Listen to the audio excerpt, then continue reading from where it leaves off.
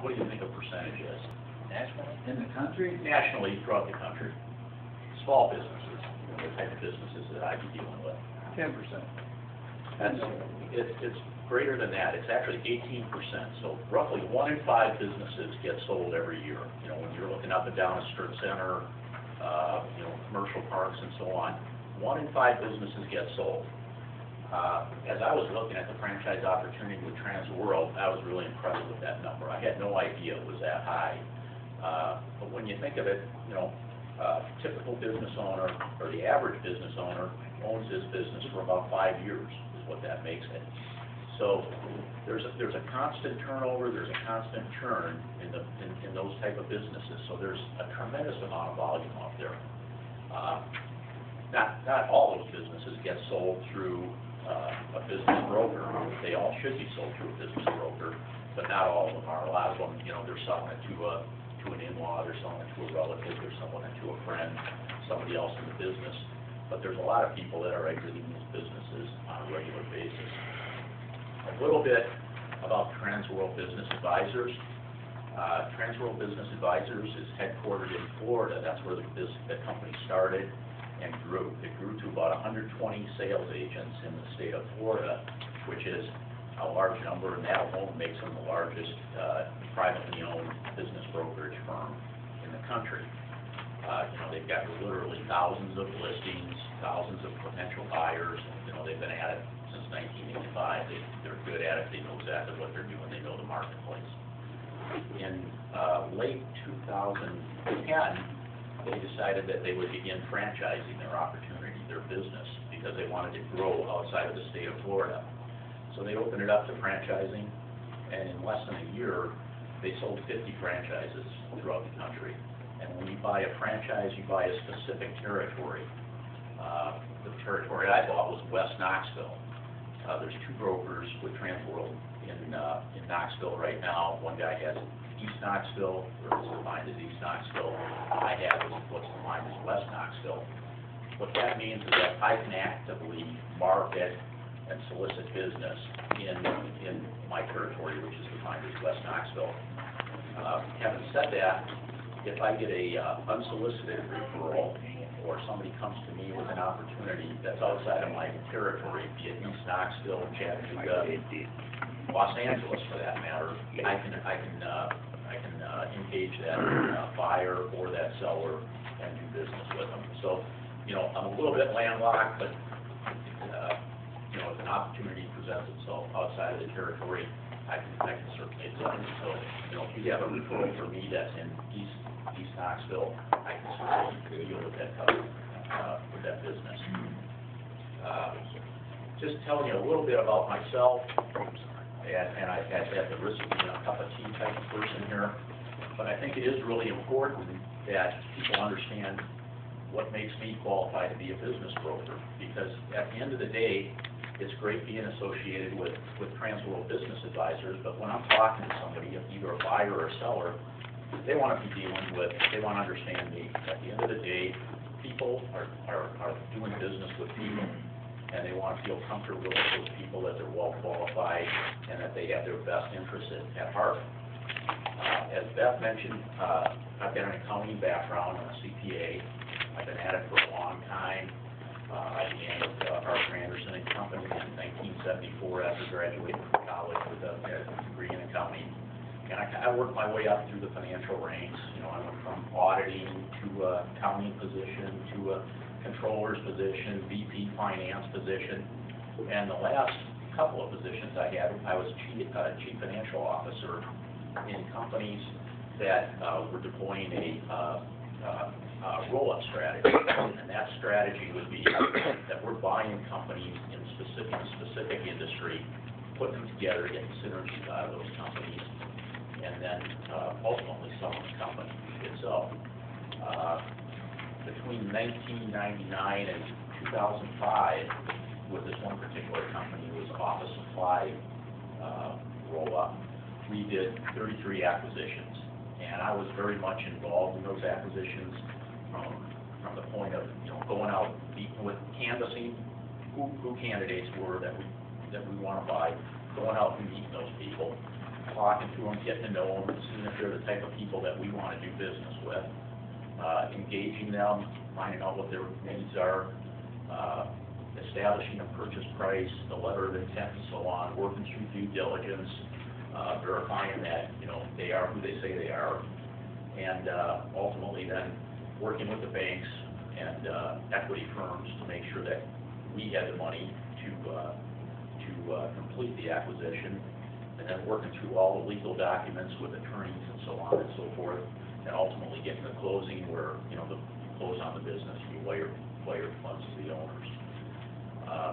So while I'm relatively new as a business broker, I just started in April, I understand numbers extremely well. I can look at a balance sheet, an income statement, and I've got, breadth of experience that I know a little bit about everything as far as industries, given my background, and I absolutely know numbers extremely well. I know the financial aspects of it. I know what the banks are looking for in terms of financing. I know what the lawyers are looking for in terms of putting documents together, and so on and so forth. I'm also a little bit unique in that while I've had a lot of relatively big company experience, I've also been involved in small business. In 1997, my wife and I bought a Great Clips franchise, the hair salons, and I kind of bought the Kool-Aid on that you could own and operate that business while at the same time you've got a full-time job. And I think you could, but I don't know how successful you'd be at it. It'd be much more difficult to run those things effectively if you weren't very actively involved in it. Thank goodness my wife, Gloria, she jumped in it unexpectedly, because she hadn't worked outside the home since we had children. And she did a great job of running the day-to-day operations. And we're in a fortunate position where we can take the profits from one store and just open up another store and do it again. Within 6-7 years, we had 6 stores, and things were going extremely well. They were making money. Things were going well, and people came to us and wanted to buy them. So we thought, well, this is a great time to sell them when people are interested in buying them. So I've got the perspective from that of what's it like to be a small business owner. I had to deal with the landlords, I had to deal with the attorneys, I had to do the bi-weekly payroll, I had to deal with all the issues that Ken is talking about here in regard to payroll and taxes. Those guys have no sense of humor whatsoever, I guarantee you. And I did the payroll and taxes, and just as a plug for Ken, I wouldn't do that again, because the IRS doesn't have a sense of humor. I think I have a little. Yeah, Ken has a sense of humor, but the IRS and the state of Tennessee and the sales tax people have no sense of humor. But the point of what I'm trying to get at is, I've got a well-rounded background, even though I'm relatively new in this arena, and I've got a real passion for it. I love doing it. Rather than becoming a CFO at another company, I chose to become a business broker because of my various aspects as a CFO.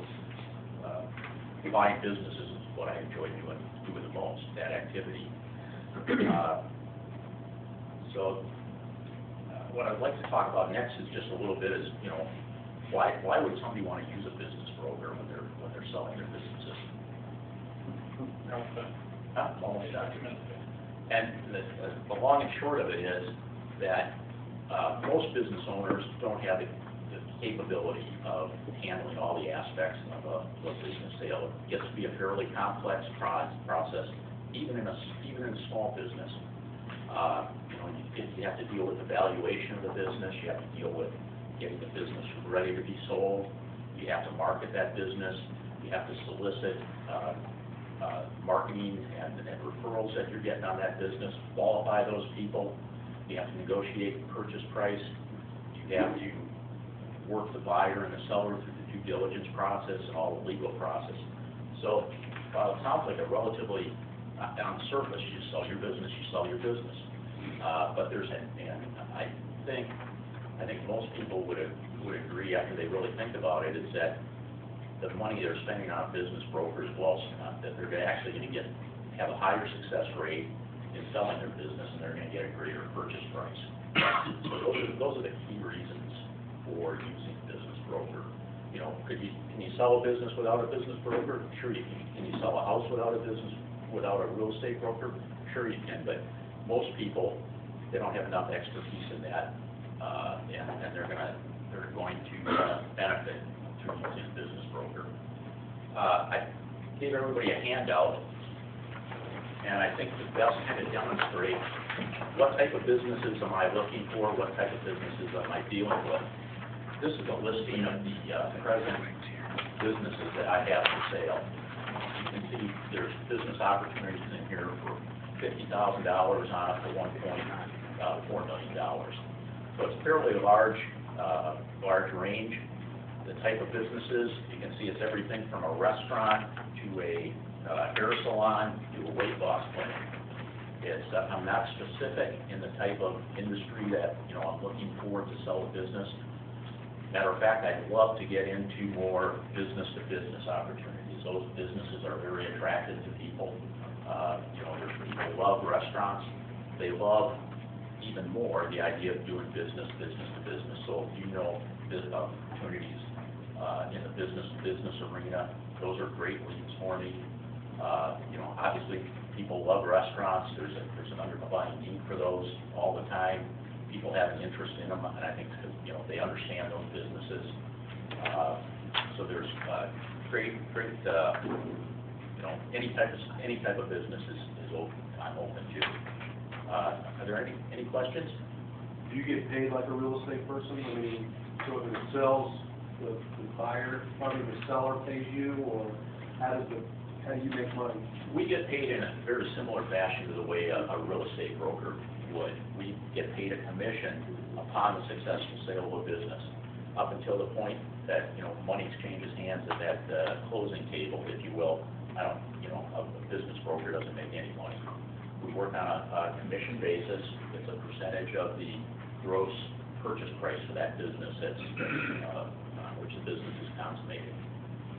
Jerry, do you get an exclusive right to sell a business, or is it not very much unlike residential where it's wide open? We much prefer to have an exclusive, but that's the most common situation. I don't have any situations outside of where I'm working with Ken Armstrong here on a particular opportunity where I'm kind of full listing a property that has real estate associated with it. But the most common situation is to have an exclusive. The owner doesn't want to give you an exclusive. It's up to me as to whether or not I want to deal on that kind of basis or not. In all likelihood, I probably would. But obviously, we much prefer to have a exclusive on it because of the amount of time and cost that we get involved in marketing that business. All right, let's hear it for Jerry.